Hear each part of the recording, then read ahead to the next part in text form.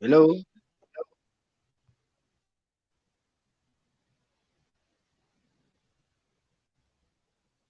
Would you like to briefly introduce yourself, hello. please?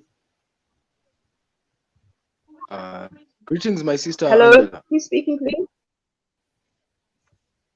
Greetings, my sister Angela. I Greetings. think my Am I network. speaking to Simba? You are speaking to Simbarasham Cow. Thank you. Okay, I can hear you. I can't quite see you. I think it's a little dark. Um, Mabusta, can you hear us? Can we hear you, please?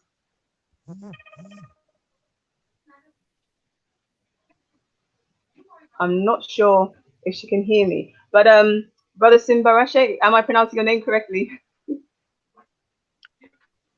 Mukau Simba. You mean you want me to spell my name? Bukal. Mukau. Yes. Okay, wonderful. So thank you for joining the discussion this evening. So today we are talking to and inviting our guests into the discussion about this recent decision, I believe just this Wednesday passed, to um,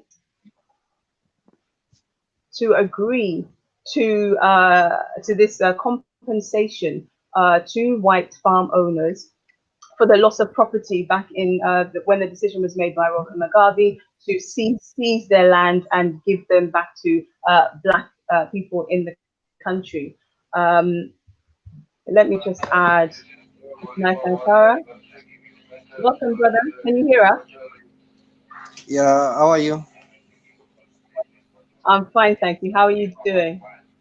Yeah, I'm good. Okay, wonderful. Brother Macau, why don't you just let us know where are you hailing from? Where are you joining us from today? Yeah, I'm in Harare. I'm in Harare from Zimbabwe. In Harare. Yeah. Okay, wonderful. And President as well, where are you joining us from?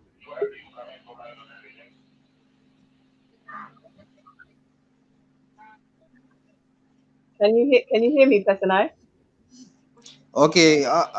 Okay. I thought I'd answered you. I'm hailing from Harare. Can you hear me? Oh, it's okay. I was speaking to, yes, I can hear you. I was speaking to our other guests. But why don't we just get into the discussion? So obviously you've heard the news and being very close to there. What were your initial thoughts when you heard of this news that Zimbabwe had entered into this deal? What were your initial thoughts? Yeah. Basically, the compensation of white farmers on the land issue. Um, it sets a precedence towards most countries that have suffered colonialism or that have suffered at the hands of the white settlers and Western countries. So my initial thoughts were, by all means, this needs to be reversed. By all means, yes, of course, they have signed something that will uh, chain the children of Zimbabwe for decades or a century to come. But that needs to be reversed. That needs a bold leader to reverse everything that has happened, because this is the future of our children. This is the future of Africa. The land is the future of Africa. So if we say that, if we want to get back our land, um, if we want to restore the ownership of land to the native African peoples, they should pay for the developments, or the so-called developments that they talk about. Then it means that there is no emancipation, because that amount of money, the 3.5 billion or whatever amount of money, there's no way we can get it. This is not our money. It's United States dollars, and considering the economies of Africa, it basically means that Africa will never reclaim its land. So you think yes, the future generations will be bound to carry this debt or repay this debt that we're entering into now, is what you're saying. Yes, of course. A precedent has already been set by Haiti, but it is out of Africa. Haiti experienced the same when it defeated the French, and they had to pay, this debt for years, decades and decades to come. And look at Haiti now. It got independence in the 19th century, but it's still a third world country, and it's because of paying colonial debts. In the issue of Zimbabwe, we can see that we inherited a colonial debt of about 800 million, uh, which was calculated with a compound interest of more than 10%, which was calculated continuously. And we can see that we inherited a debt in which we did not benefit, because this debt was taken so that the Rhodesians, the Rhodesian front could sponsor acts of banditry on the black populace during the Second Chimurenga War.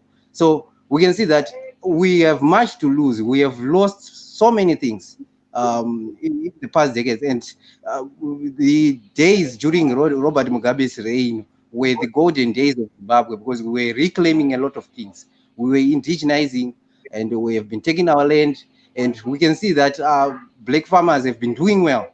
But with this colonial debt, with this debt that has been that has been entered into by Emerson Mnangagwa, there's no hope for Zimbabweans.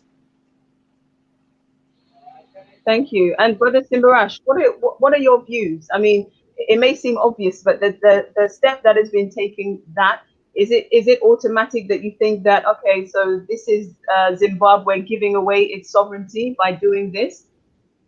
I think my brother personally has said a lot regarding to the issue. I think by our president signing the document of compensating the white farmers for the land which they took by force from our ancestors. I think this is a sign of betrayal to the days of the liberation struggle, because the the, the the black people went to war because of the issue of land. Uh, so when our president signed that issue of compensating the white 3.5 billion to compensate the white settlers, we have never even compensated our ancestors for taking the land. The wise, they should start compensating us before us compensating them.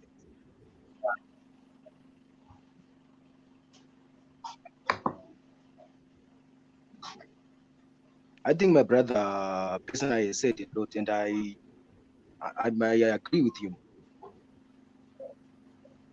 Okay. And do you see this as something as do you see as something very surprising, given where we are? And Brother Pasinai was saying that black farmers had been doing well. That's the question I was going to ask.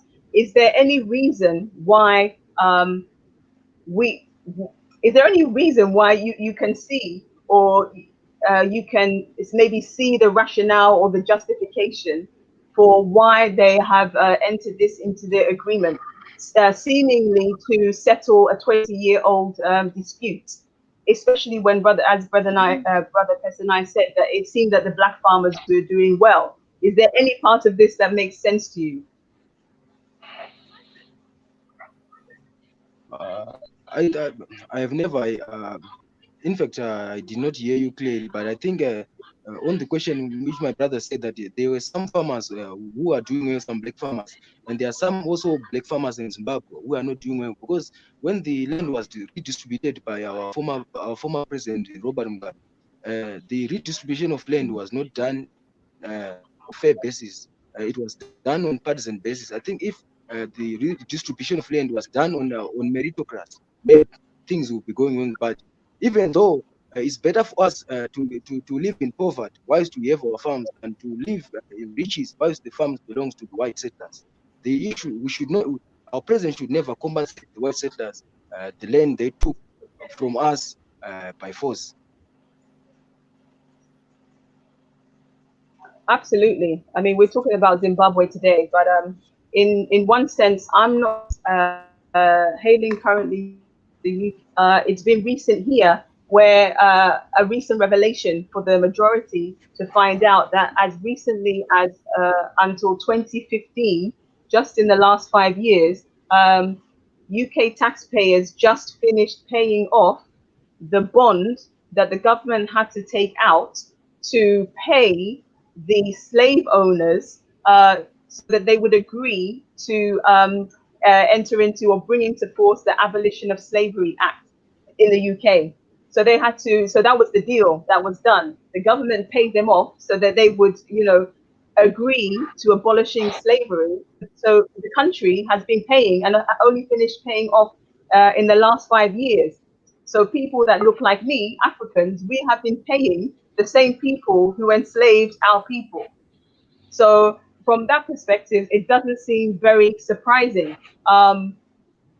What would you say about that? I mean, like I said, I don't see how, if the black farmers have been doing well, what is the driver? What is this real need to settle this 20-year dispute? Has it been very violent?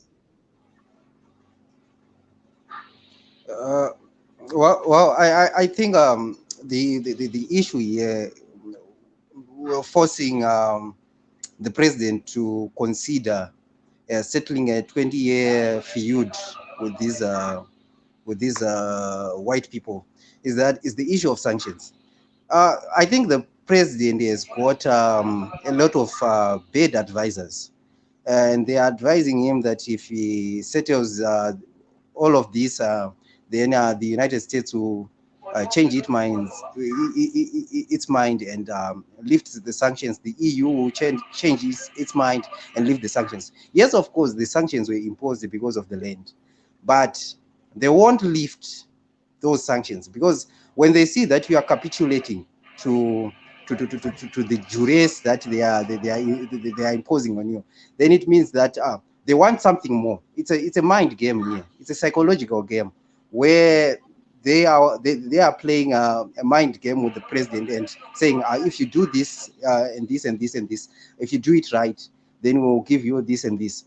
But we can see that those people, they don't just do things. I've seen former white commercial farmers in conferences saying that we don't want the money, we want the land. What they want is the land. They don't want the money, but if you decide to give them the money, then they will take it. They will not hesitate to take it, but they will continue to mount pressure on getting the land. They will continue to support a party that will facilitate that they get back the land, because they are not idiots. They know that the land is the greatest asset, not that paper money, like how we value it as Africans. But we are saying that for development to take place, for our new black farmers to excel, they need those loans. They need we can see that even when the BSAC took the land and settler farmers settled in the land, most of them, they did not have experience. Most of them, they did not have the money, but they secured for them low interest loans so that they could start farming, so that they could continue to farm, and because they were relying entirely on the native people for their grain, for everything, for their meat, so they didn't want to rely on another community for everything. So they were giving them low interest loans, and they started farming, and they continued to farm. Even right now, I know of some certain white farmers who were left with their land during the land reform program because of certain reasons, be it they were in a critical sector or what. I know that they take loans and they farm and they pay back the loans. Every year they will be taking loans. But for the African farmer, they are doing it from scratch. There's no one who is giving them the loans, because the government has not given them title deeds, which is a good thing, because I know that when we look at the situation in South Africa, where land was bought by the state, and it was given to black landowners, and they were given title deeds. Some of them began to sell that land because they had title deeds or taking loans which they could not pay, and the banks would expropriate their land and it would be sold back to the white people.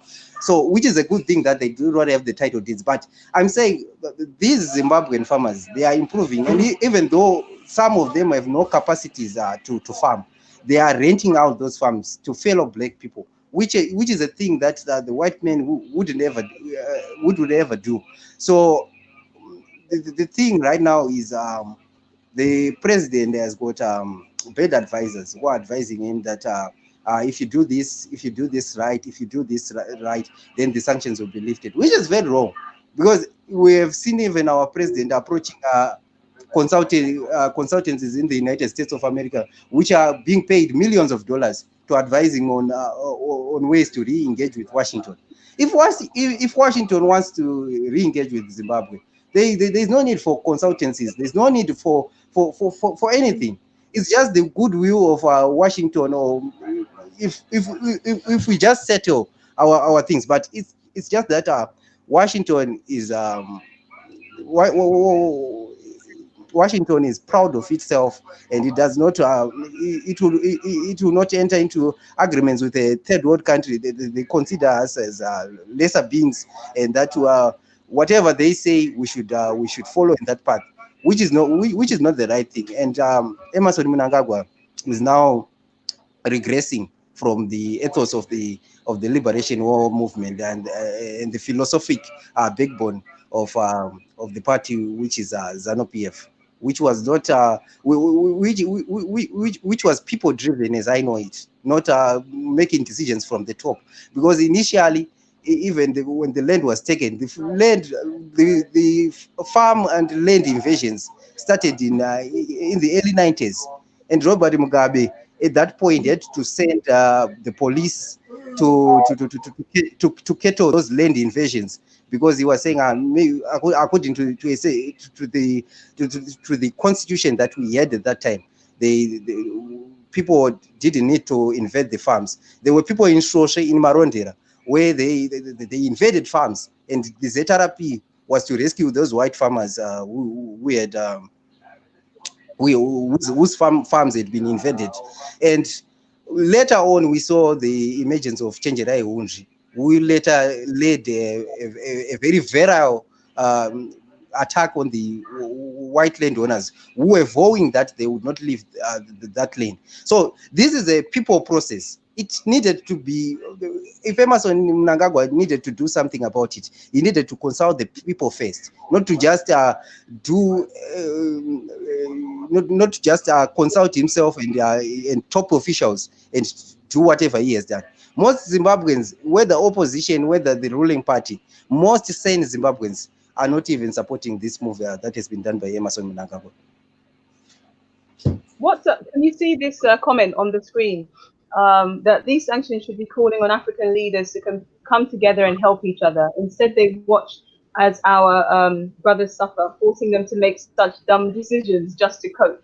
Why are these people not pushing for Gaddafi's dream? Is the concept of United States of Africa not so great? Our leaders suck. I mean, I can't disagree with that, definitely. We tend to put a lot on these African leaders to come and do something, but as we have seen, that is the very challenge. That is the very challenge, where to actually get some of them to come together and see things from the point of view of the citizens, who are the ones who are actually living the consequences of their actions and their decisions. Because like I said, as Brother Pes and I were saying, if black farmers were doing well, then why suddenly now would they enter into such a deal when they don't even know where they're going to source the funds to pay this compensation in the first place? And that is something that doesn't make sense. I definitely agree, Brother Pes and I, that they know the value of the land, because us too are now pushing, especially in the United States of Africa, that our land is what we should be cultivating, because we must have the ability to ensure our own food security. We should not be depending for any other nation off the continent of Africa for our food. We should control that. So whether they have already seen this and they want to make sure that they do have the land, and they still are in the system where they control these things, that is basically our means of eating, you know. Maybe it's that, but it doesn't actually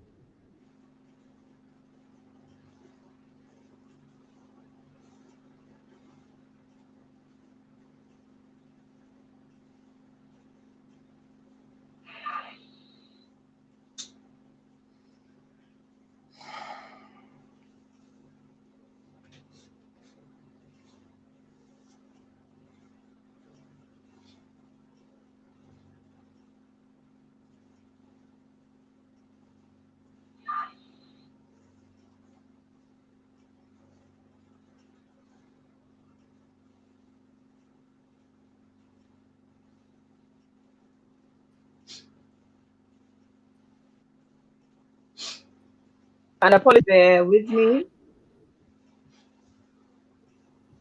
Sorry, Brother Pesana. I don't know if you had anything to add to what I was saying in relation to that last viewer's comment. If you had anything that you wanted to add. Yeah, I think you have said it all. Yeah, uh, I just think we need to create our own systems whereby we don't have to rely on the West. I think these sanctions are there for good, and there is no hope in trying to avoid them. But the only thing that our leaders have to do is to create think tanks on how to circumvent these sanctions, because they badly hurt the ordinary populace.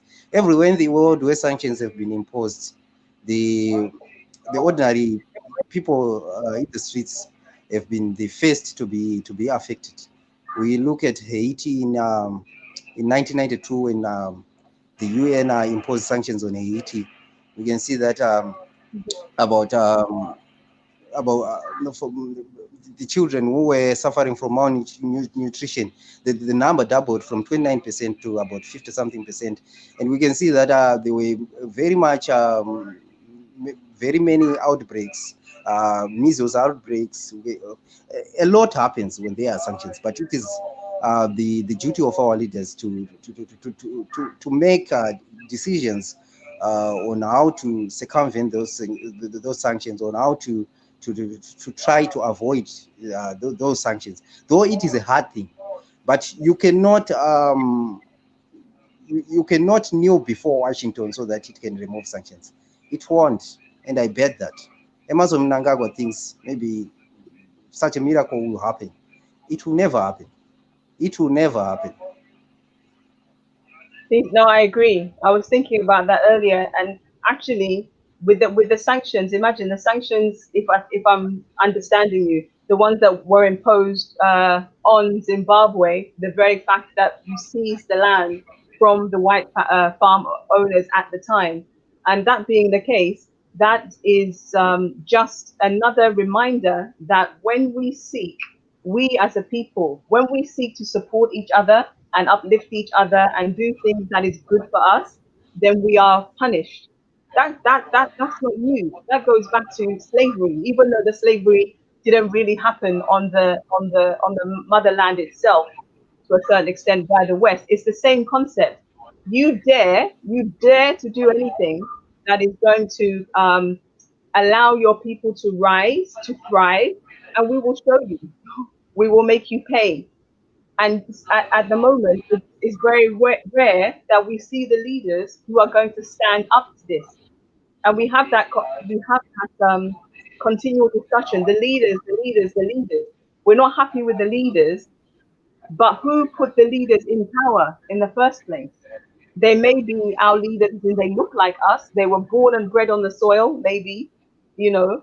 But when it comes to taking the decisions, most of us will say that, but no, they're not taking the decisions with the citizens in mind, maybe just their individual families.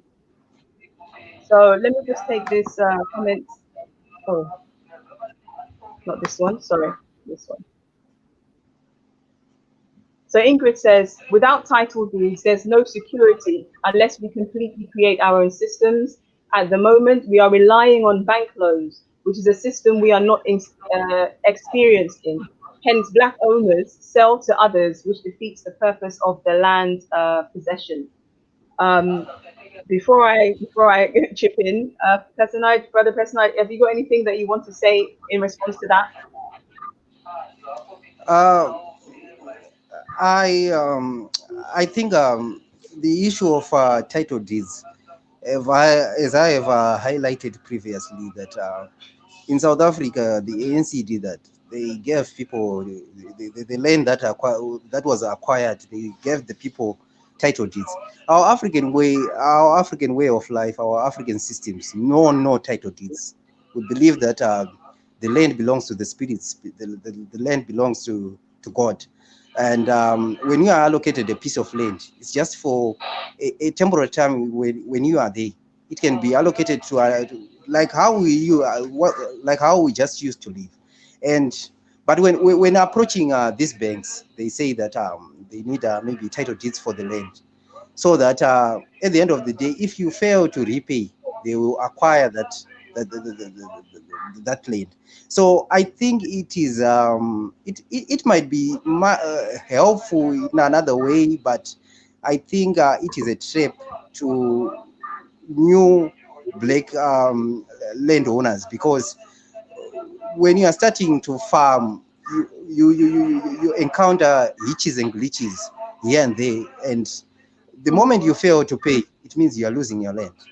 And the premium that will be placed on that land, you actually see that and realize that African business people, they are duped. They are mainly duped by these banks, and I think it was still too early to issue title deeds. I think the way it is, whereby people are operating with leases, whereby you are giving you are given a 99-year lease to farm the land, and the land is exclusively owned by the government.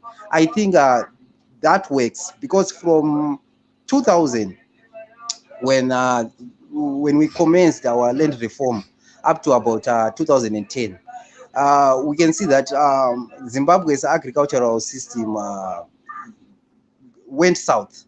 It was not good at all. But we can see it rebounding in the years between around 2009 to 2010 up to 2018, where we produced yields of tobacco that were double that of those produced by white commercial farmers during the Rhodesian days, where we saw silos overflowing with grain. And the only thing that the new Zimbabwean farmer needs to do is to invest in irrigation infrastructure, because of the climate change. The climate is changing, and we don't have systems in place. We don't have a systematic approach in countering that climate change. So we need right now. We need our government seriously need to consider investing in irrigation infrastructure. We have the dams, we have everything, but we just need the infrastructure, the pipes, and everything, so that we can continue to farm in a sustainable way. So if they had been given title deeds by then, between 2000 and 2010, would have seen most of them selling their land, because we can see that at that time there was so much hunger that some people were given even maize seed so that they could plant. But there was so much hunger that people would wash that maize seed, and they would put it they would go to a grinding mill, and they would produce a milling meal out of it. It's just natural when you are living from hand to mouth. This is what happens. But we have seen an improvement from 2010 up until today. We have seen an improvement in farmers taking seriously their role in the economy, and the tobacco that is being produced, even though we are under sanctions, is much more as compared to that was previously produced by white commercial farmers in the years pre-2000. So you've already said, or we've already spoken about the fact that entering into this agreement is surely going to impact, yes, perhaps us currently, but more so the future generations. So with it having such a huge impact, not only for Zimbabwe, I mean, do you feel that this will have any wider impact for Africa as a whole or as a continent? Yeah, I feel that, because what when we first when we commenced on our land reform program, the sanctions that were imposed on Zimbabwe were meant to set Zimbabwe as an example that if you follow this route, this is what will happen to you. You will face fuel shortages. You will face medicine shortages. You will face a lot of cumbersome predicaments that you will not be able to surmount. But Zimbabwe being Zimbabwe, um, we Zimbabweans started to an exodus out of Zimbabwe, and they went into the diaspora, started working into the diaspora to take care of families back home, etc., etc. And this has been the example. If you watch on international platforms, this had been the example. So it will be like when anyone takes land anywhere in Africa, they will be given the example of Zimbabwe, that Zimbabwe couldn't do it. They later had to compensate the white farmers. They thought Robert Mugabe was hot-headed, and Robert Mugabe, no matter how much hard he was, the Zimbabweans later realized that he was wrong, and they later compensated white farmers so that they could be re-engaged into the international community, or they could be re-engaged by the Western world. So it will serve as an example, because everywhere, even in justice, even in engineering, even every field is they work with precedents. That's the use of case studies. So if this succeeds, if the payouts are given to the former white commercial farmers, then the case of land in most African countries becomes weak, because as Zimbabweans, we are arguing from a very strong base, a very strong foundation. That is the Lancaster House Agreement, whereby it had been agreed that land was the primary cause, that the guerrillas had gone to war to fight for land, to fight for the economic means to sustain their families. But so at Lancaster House, it was agreed that land was, in whatever way, whether Britain was going to fund it, or they agreed that Britain and America and Australia, they were going to co-fund the restitution of land. But however, they later reneged on their promises. And when they reneged on their promises, as was the agreement, Robert Mugabe to continue with the land reform, and it had to be it had to be nasty for the white commercial farmers, for former white commercial farmers, because the land at the end of the day it to be retaken, because that is our heritage.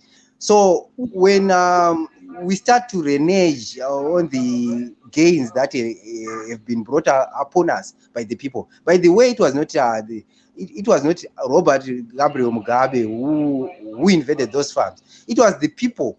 The people, Chenjerai Hunji, I think there are prominent names during that time. There's Chenjerai Hunji.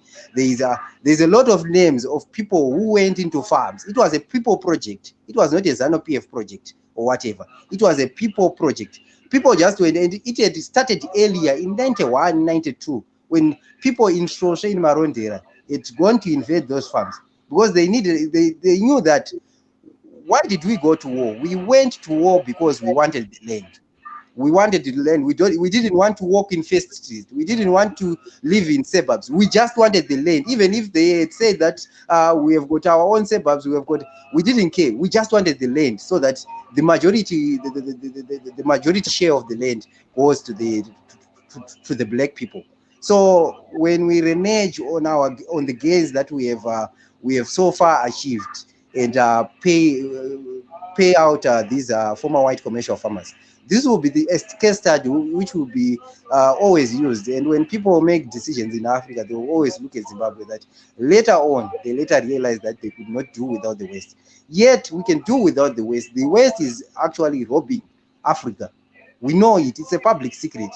So I wonder why people stoop so low.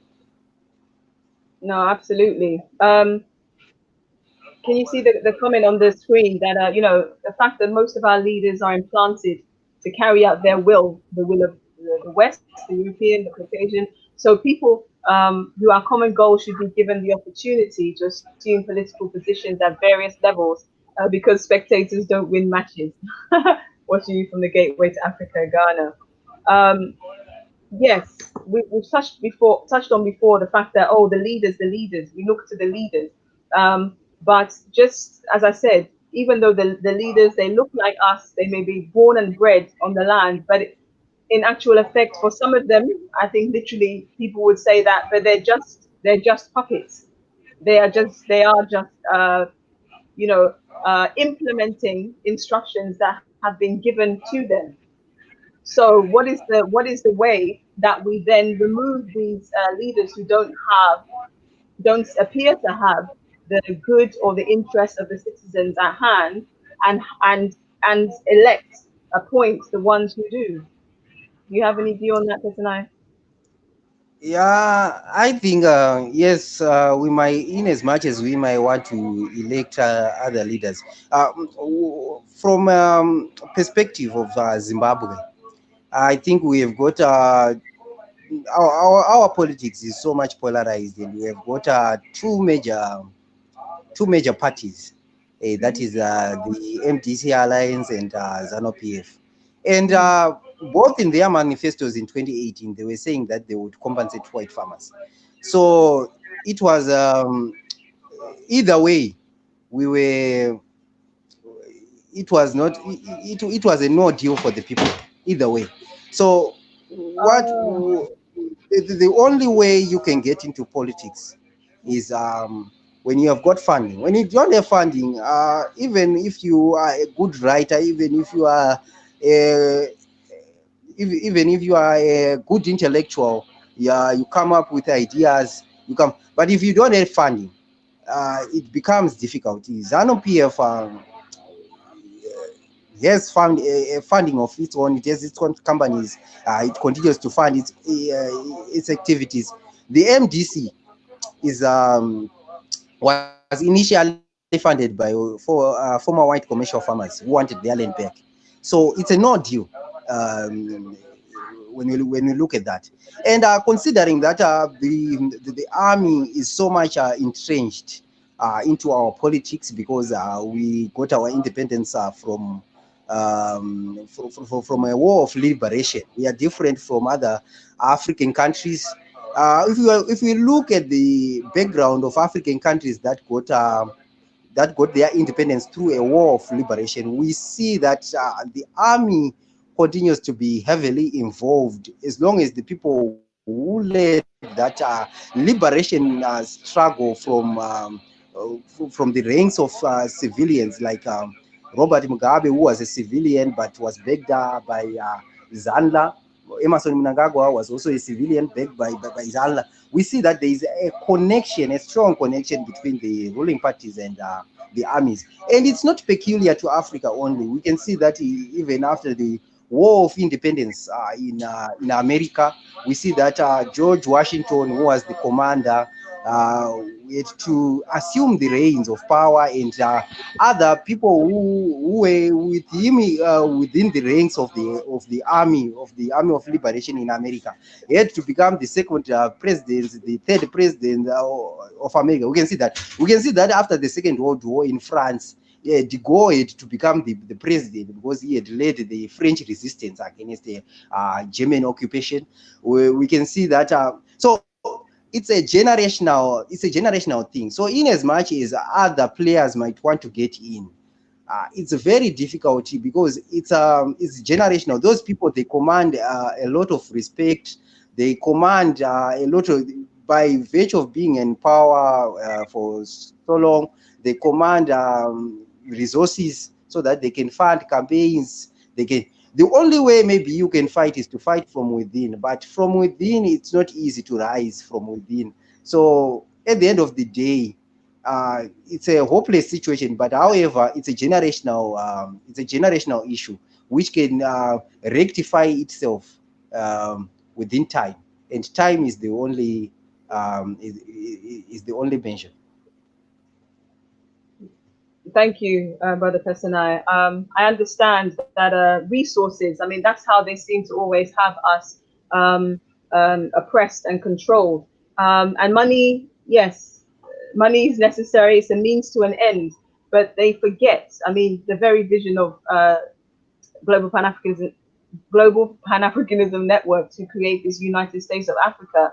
It's the numbers that count. Getting enough of us together to speak the same message is the way that to overthrow those who only have their own interests at heart. So whereas yes, you do need money, but more important than the money, you need enough. You're not going to get everybody, but you need enough people to be of one mind to then start changing the narrative, because you don't have to fight those people. You just use your voice to overpower them. It's numbers, isn't it? So Yeah.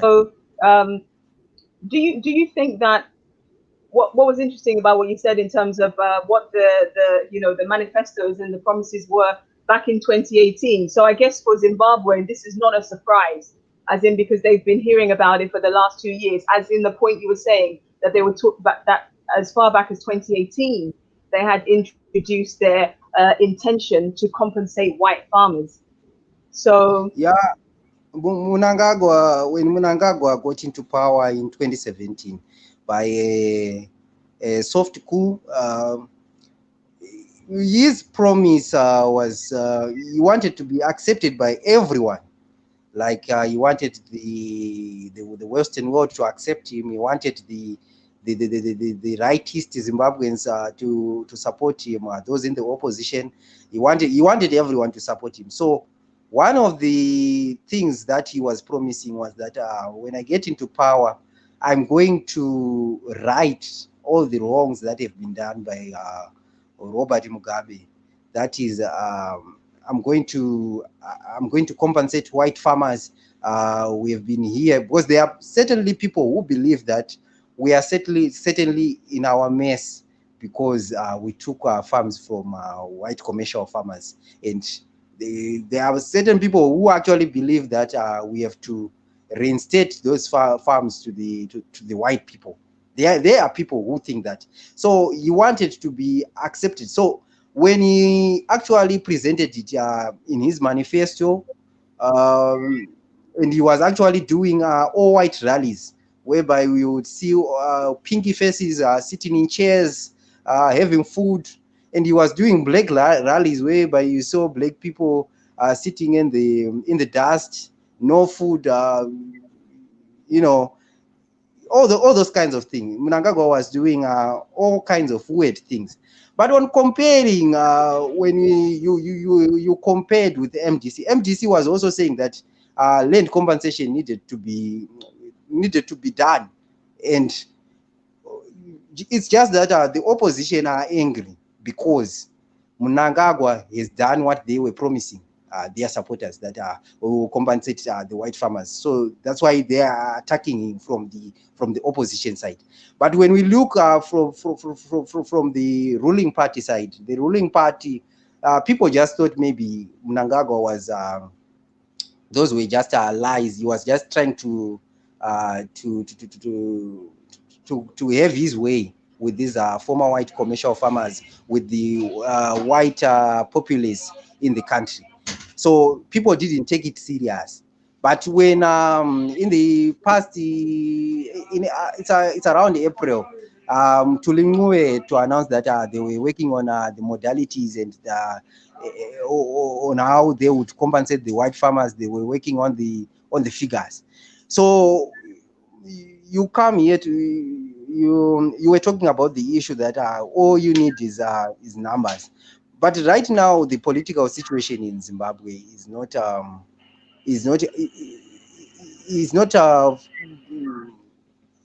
fruitful when you come to talk about ideological issues like that. First of all, you look at MDC. There are MDC supporters who are saying Mnangagwa must go, ZANU-PF must go, because they failed the country. Everything is going down south because of those people. And their hashtag is Mnangagwa and ZANU-PF must go. They don't want to hear anything else. They don't want to hear about land. They don't want to hear about anything else. They just want anything that is not Mnangagwa or ZANU-PF. That's them. Then you go to the ruling party. The ruling party has got some people who are ideologically upright when it comes to the Pan-African discourse. They understand that we shouldn't pay white farmers those payouts, that 3.5 billion and stuff. But because there is an attack coming from the other side, they tend to become reactionary. Like they start saying, no, Mnangagwa did the right thing. They actually know that he did the wrong thing, but they cannot start attacking Mnangagwa when Mnangagwa in their eyes is the better thing. When the opposition elements, they are attacking from the other side, so they cannot start attacking on their leader. They will just start defending. So that's the politics. You see people defending what they defend. Don't think that they defend it because they wholeheartedly believe in a certain thing. Their party just tells them, we are going this certain route. So they start defending and defending and defending and defending. So when it comes to identity, in Zimbabwe, they say, if you are not MDC, you are ZANU-PF. If you are not ZANU-PF, you are MDC. So if someone is saying Hashim Mnangagwa must go, Hashim ZANU-PF must go, and you say no, what you are concentrating on is not the issue. We need to concentrate on the fundamentals. And they actually say you are a sellout. You are a ZANU-PF apologist. You are a ZANU-PF apologist. Get out the hell out of here and stuff. When you go to a ZANU-PF supporter and you start saying, no, what Mnangagwa is doing is wrong, they will label that person a sellout. They will label them an MDC apologist, a Western student, and it goes on and goes. It's a vicious circle that is going on and on and on, and we are going nowhere. So that is the problem right now with Zimbabwe, that the politics here is so much polarized that you cannot come with an independent view. It's either it's Chamisa or it's Mnangagwa or it's Chamisa. So, well, you said so you can't come with an independent. I was just about to suggest, well, why don't you? Everything is so polarized and so far apart. Why don't you do something totally drastic and just support a woman or women to take office? There's a suggestion from one of the viewers, Kojo Marcus, that Zimbabwe should make Ambassador Arikana Chiyombori Kwao the next president of Zimbabwe. What do you think about that? Yeah, I know that Dr. Arikana Chiyombori, she espouses issues in a very eloquent way, and she's good at that. And she's, in my perspective, she's ideologically correct, and in terms of as far as Pan-Africanism is concerned. But when we are looking at a leader, you look at more things. I don't know Dr. Arikana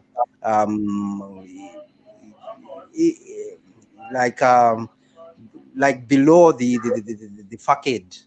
I just know that she's a Pan-African, and she does advocacy on a lot of issues.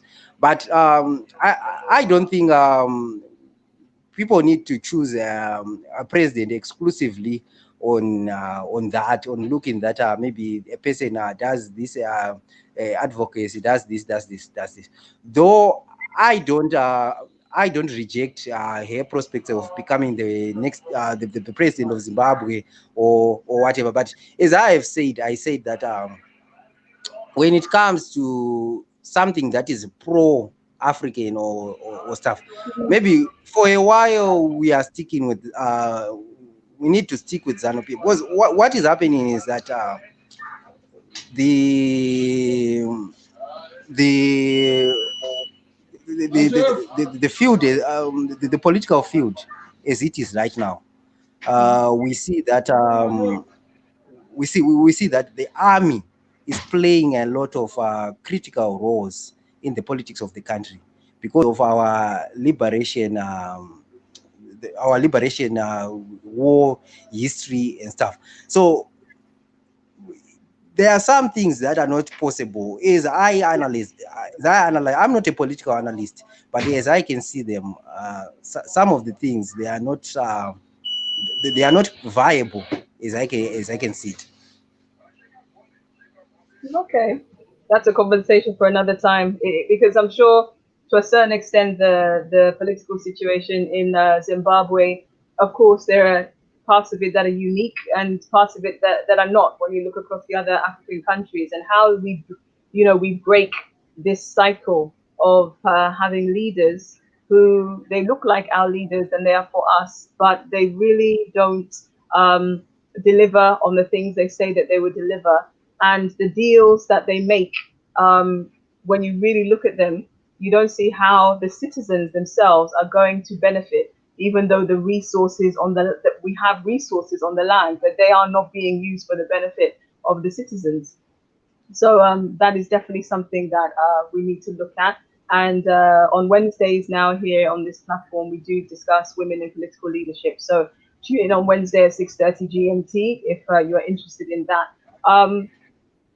So where we are now, because it's in that case where Zimbabwe is now, considering it's not completely a surprise that it looked like there was a wish or an intention to compensate these white farmers for the loss of their land. I mean, one thing is that they said they're not necessarily compensating them for the value of their land. It's just the loss of the infrastructure that they put on the land. Does that make any difference?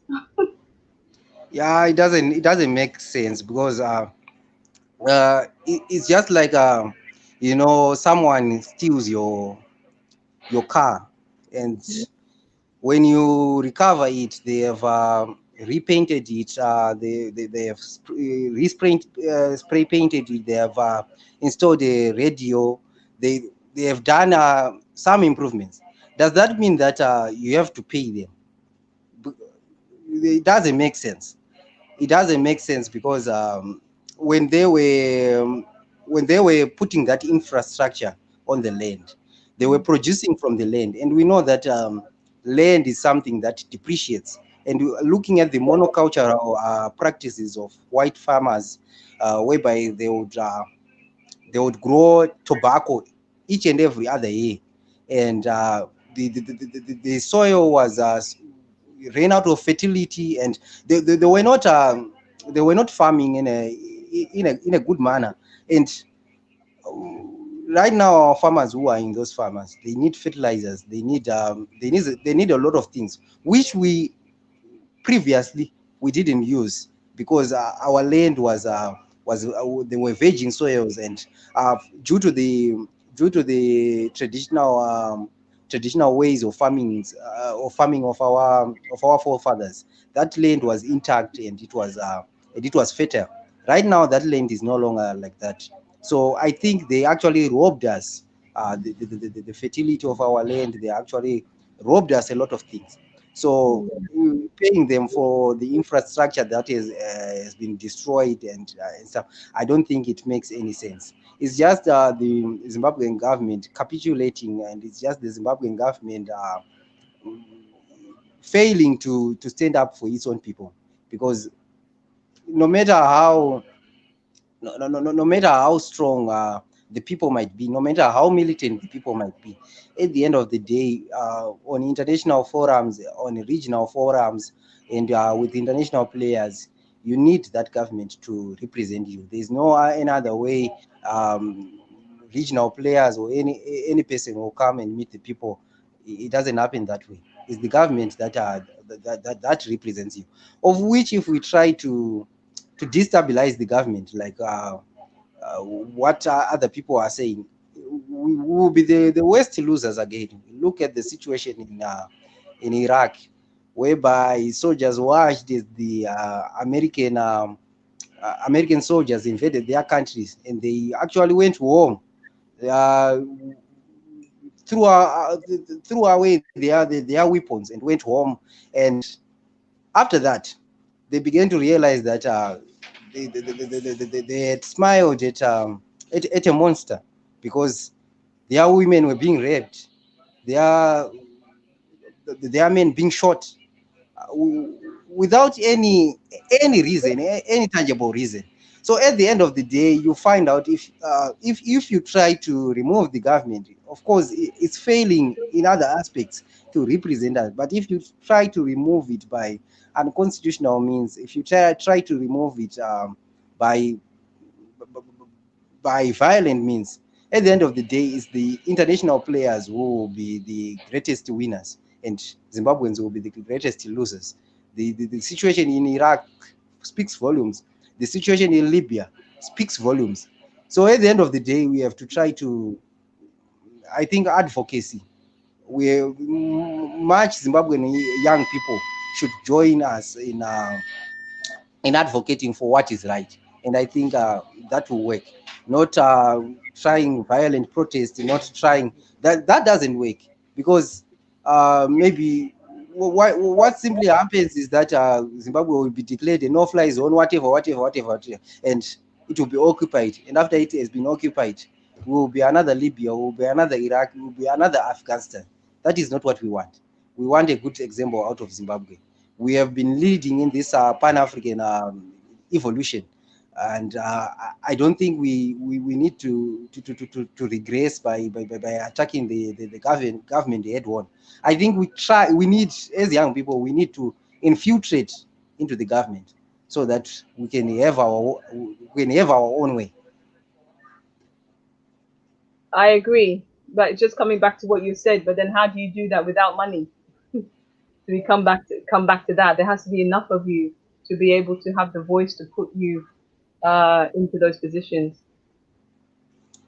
Yeah, it happens like that way, but as young people, politics is not it's not a walk in the park whereby someone gives you money and you campaign and you win. You have to work hard. As a young person, you have to work hard. You have to find your own way. You should not wait on the government. You should not wait on someone to give you the green light. You have to work extremely hard. I like the Chinese model whereby Mao Zedong was telling the Chinese that you need to work hard, and it means that you need to work fivefold hard, because you have been sleeping whilst other civilizations have been progressing. So as young people, we need to work hard.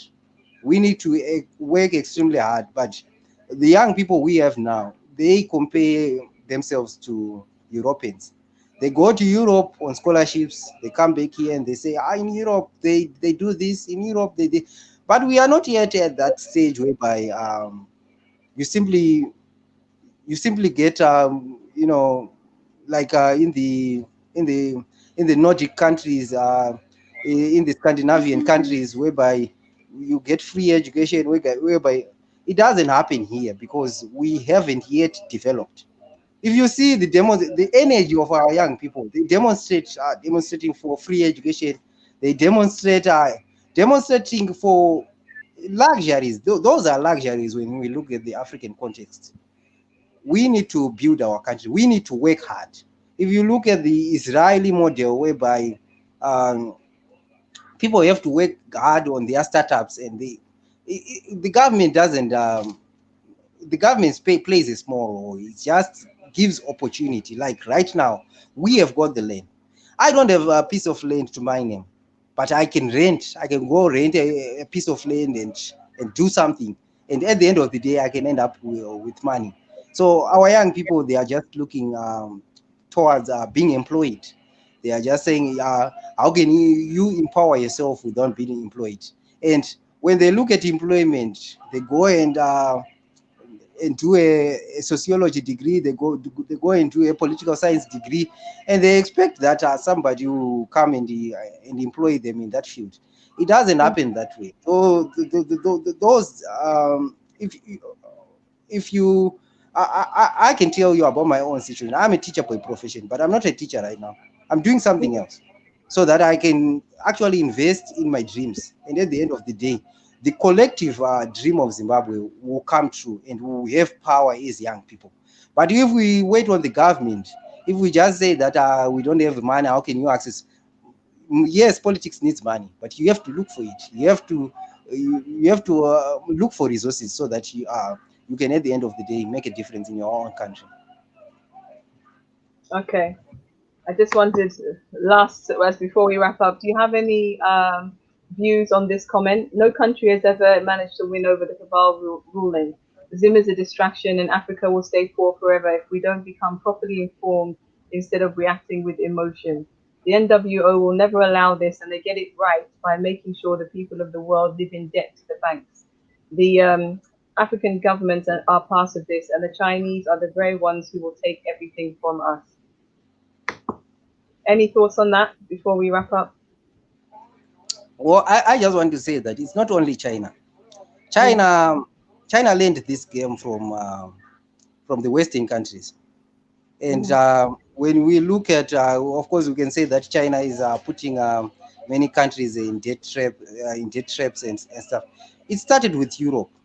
Europe has been putting African countries and third world countries in debt traps, and China is just following suit. What I just know is that no other race will fight for another race. Like people, of course, my then president Robert Mugabe was once doing the lookist policy that we are now aligned to the Russians and the Chinese. Of course, for geopolitical purposes, it was okay. Not that we had to look to the Chinese or the Russians, such that our Zimbabwean economy would be resuscitated by them. The Zimbabwean economy can only be resuscitated, or the African economy can only be resuscitated by Africans themselves. And if you look at it, the concept of debt, most African people or most African individuals, they are not in debt. We are not as poor as Americans, as Europeans who live in debt. I finished I completed my college degree, but I'm not in debt. I'm free of debt. But if you look at a certain young person in America who is the same age as me, when they complete their degrees, they are in heavy debt. And when they go to work, they are given a loan to secure a house, a car, and they are always in debt. They are always in their minus. That's not happening in Africa. So this global capital needs to make sure that Africans are in this debt by putting our governments into bad deals whereby they take debt. And when they take debt, it means that the entire citizenry will be in debt because we will be financing those debts through our taxes. And at the end of the day, the money that we get, we are being heavily taxed by the government so that they can repay the loans that they have taken. So that's the only way they have seen that we can make African people poor. Was like in my country, when things are not going well for me in the city. Right now I'm in Harare. When things are not going well for me, I can relocate to the rural areas. In the rural areas, there are communal areas.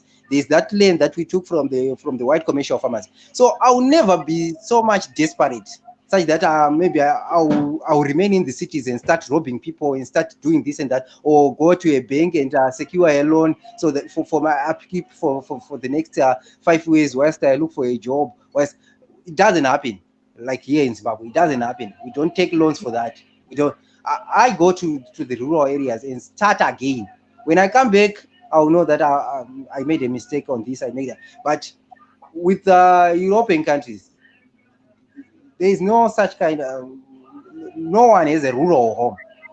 Unlike here in Zimbabwe or in Africa, whereby you have a rural home, you can go home where you don't pay rent, where you don't do this and that. But in America, it doesn't happen. When you are kicked out, when you are chucked out of your lodgings, the only place that will accommodate you is the streets, and that's why we see so many beggars. It's unlike here in Africa. So the only way they can put us in debt, in perpetual debt, is by those loans, because they are calculated by compound interest, and yes, it's also good. Yeah, no, that's an excellent point. It's very true. Yeah, I went to law school, and lots of us, by the time you finish, you have a master, debt from university, debt from law school, and it's like that is seen as the norm almost, to take credit, to get debt. Very true.